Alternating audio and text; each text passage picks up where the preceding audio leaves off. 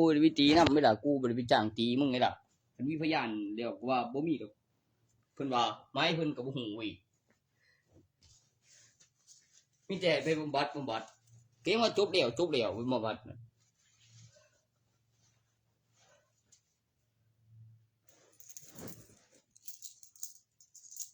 บ่พอดีอยู่เลยล่ะ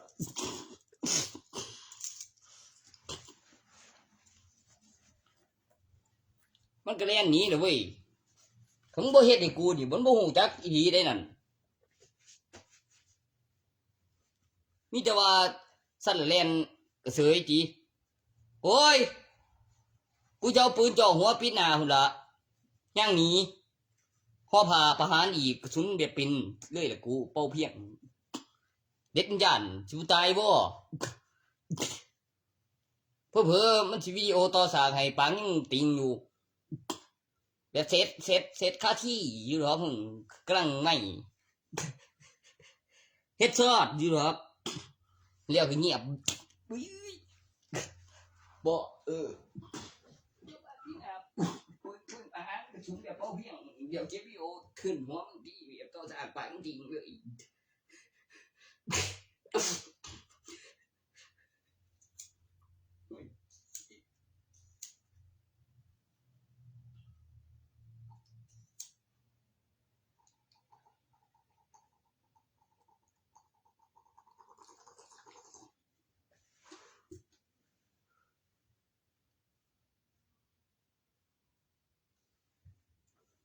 อุ้ยต่อสากปังจริงเฮ็ดซอดอยู่แซมอี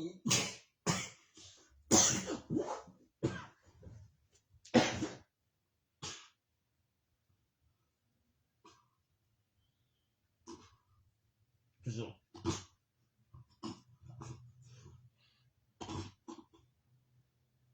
야, 이거 했다.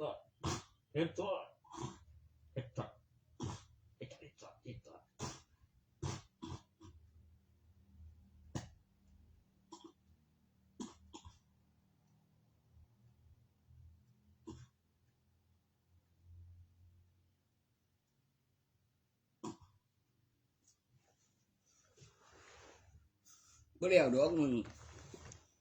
จบดอกมึงแม่งบ่อุตส่าห์เสียไปถามกูสิสมัครไปบ่มีได้เพิ่นว่าบ่มีได้สมัครไป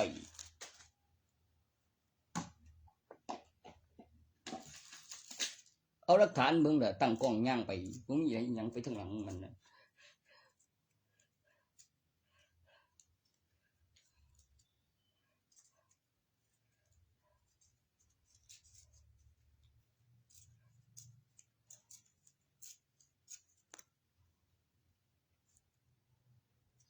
ย่านบ่วิสัยแต่ก็บ่เป็นหยังดอกล่ะไอ้อ้อนก็ตายมันบ่สิฮู้ล่ะคันมันบ่ได้ฆ่าบ่ก่อนตายฮู้ล่ะ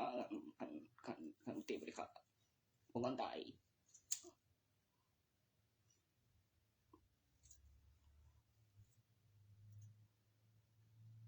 ก็เอาพยานฆ่าแม่งพยานในงานนั่นมันออกมาพอดีแม่งกูขาดสิได้ถามกูสิสมัครไปเฮ็ดแนวใดหือ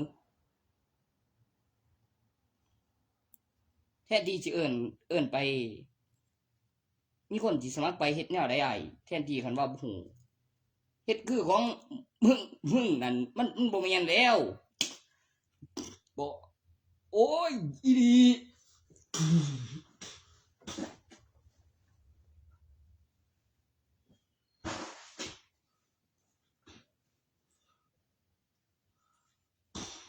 ต้องตีมันเจ๊มึงอีกแม่งคันมันบ่ประกาศเทศบาลเกณฑ์มื้ออื่นอีกนี่บ่เหลือสมัครไปมื้ออื่นวันที่8กูจังสิพอใจ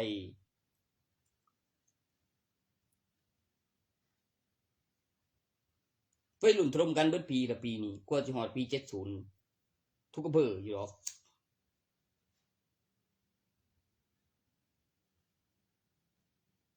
บ้านนี้ละมึงเอ้ยทหารบ่ฮู้กฎหมายกับวัยรุ่นฮู้กฎหมายตีเอา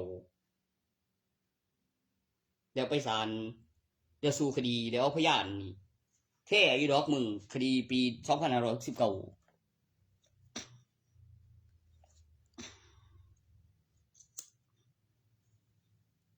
โตไปศึกษาเบิ่งแล้วน่ะบ่เสื้อกูเป็นหยังบ่เป็นหยังกำหนดหมาย10ปีโตบ่ไปศึกษามาแล้วก็เขาถามบ่มีอะไรบ่ฮู้เรื่องเขาเตียวเดี๋ยวยังบ่ไล่ออกตายโอ้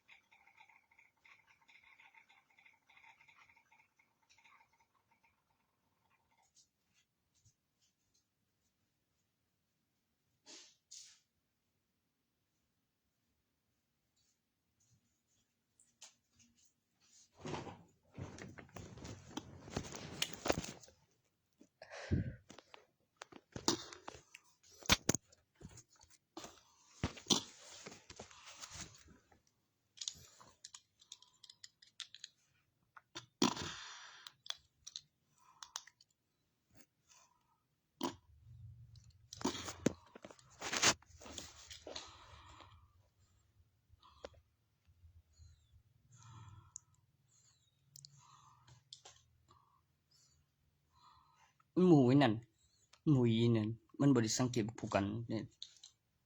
ไปติดคุกบริไปเกณฑ์ทหารมันสิสมัครไปก็บ่ได้บ่กูเซ็มแหมบัตรประชาชนไปสมัครแหมมึงว่าอำเภอถั่วพุ่นติซั่นแล้วก็ลองไปเอาพยานมึงก่อนนะอีหลีเว้ยเก่งว่าอำเภอถั่ว